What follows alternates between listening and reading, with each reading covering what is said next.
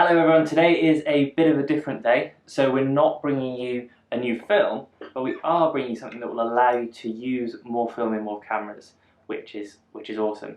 So obviously for us, such a big range, and that's great, and we've always tried to source films that are slightly unusual formats. We've imported 620 film from the FPP, for example, to make sure that people who have certain vintage film cameras can still use them as much as possible.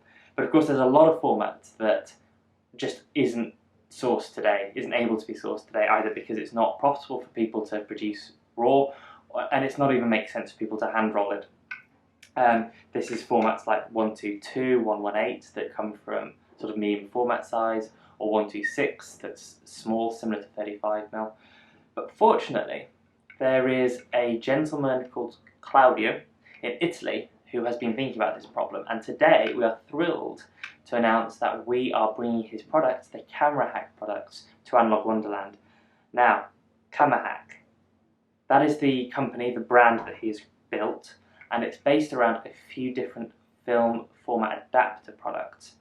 The one that we're going to start with is the famous VacMatic. So everyone who knows the Instamatic format camera, or type of cameras, will be very familiar with this. It's 126 size.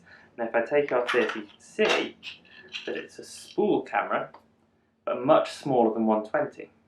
Very similar in fact to 35mm. And of course that's where this comes in. So this VacMatic can be loaded with 35mm film. Now you have to spool it yourself in a darkroom or dark bag. There's great instructions online, so he's done a video that's embedded on the product page for you to see how it can be done.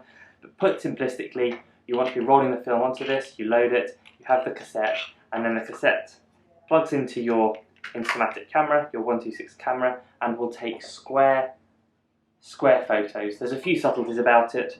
The way that 35mm versus 126, the sprocket size is different, so the camera will get a bit confused. You might have to shoot some blank rolls with your hand covering the lens to make sure you're not overlapping, unless you want to overlap. Things like that. There are a couple of 126 cameras that it won't like, but the vast majority of them are going to be absolutely brilliant. And hopefully, if you have one of these cameras, you'll know that they are really nice, small little pocket-sized, super simple cameras, and it's fantastic that now you can use them for the first time in a long time. So there we go. That's the VacMatic. It will come with a little instruction manual as well. The instruction manual, you can see, has some top tips. Has some talks you through how to load, how to shoot, and how to re-spool, and of course, as I say, there's brilliant resources on the internet that he's created as well on YouTube, CamerHack YouTube channel. That's one side. However, there are also 5 adapters that are coming that are all about adapting 120 film, medium format film, into different format cameras that were of the sort of 30s, 40s, 50s onwards, etc. We have a few different ones. They all work pretty similar, so I'll just rattle through.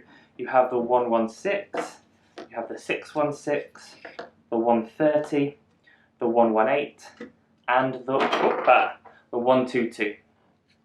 The difference being the shape, the depth, the dimensions are all subtly different, but they all will plug straight into the top of a 120 film.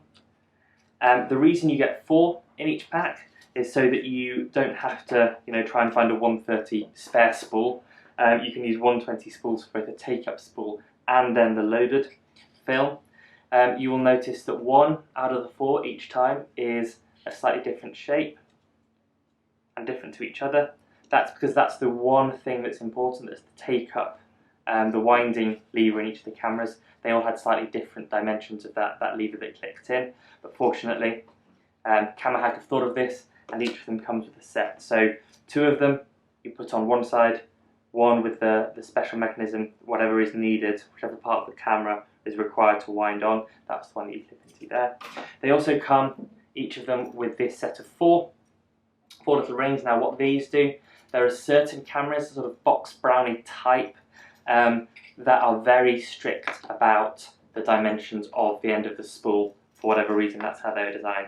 So if you have a camera like that, you can just clip them on to the shape above. Again, instructions are very clear on the site, and you can use them exactly as normal. So they come already built with all that in. They all have instruction manuals, again super simple. but easy to do. And what does this mean? This means that hopefully a load of cameras out there, cameras that you'll have as maybe display cameras or ones you find in charity shops that are really hard to load film but work perfectly well, will be able to be used with 35mm, the 126, or 120 for the all the other ones we've shown here today. You'll be able to buy the adapter, load up pretty fast. You'll have seen the 126 needs a bit of work, so you need to sort of respool in the dark. The others are as simple as clip on, load up, and away you go. Normal health warnings, make sure the camera seems to be operating alright. I don't want you to pick up something that's 50 years old and then try and shoot it straight away and then find the shutter stick or whatever. Make sure you do all your normal health checks with cameras that are that old. But this should allow us to release back into the wild a load of beautiful, beautiful vintage cameras on formats that have not been fresh produced for decades. So huge thanks to CamerHack, to Claudio, for all the amazing work. We've put an interview up on the website with him if you want to know a few more details. Awesome guy, super passionate about this project. Like many people in film photography at the moment, running it on the side of a graphic design job. He will be able to answer any technical questions you have. We have a list of compatible cameras that have been tested with them, so it's definitely going to work on there. But frankly, if you have a 118 camera, there's no reason this shouldn't be able to work, especially if you have, as everyone who buys them will, have these little extra adapters for the cameras that are a little bit fussier as well. And that was it. Hope you enjoy. Hope this awakens a desire to get out an old folding bellows camera or a box Brownie. And if not, then keep your eyes peeled. That's it for today. Thank you so much. Any questions, let me know.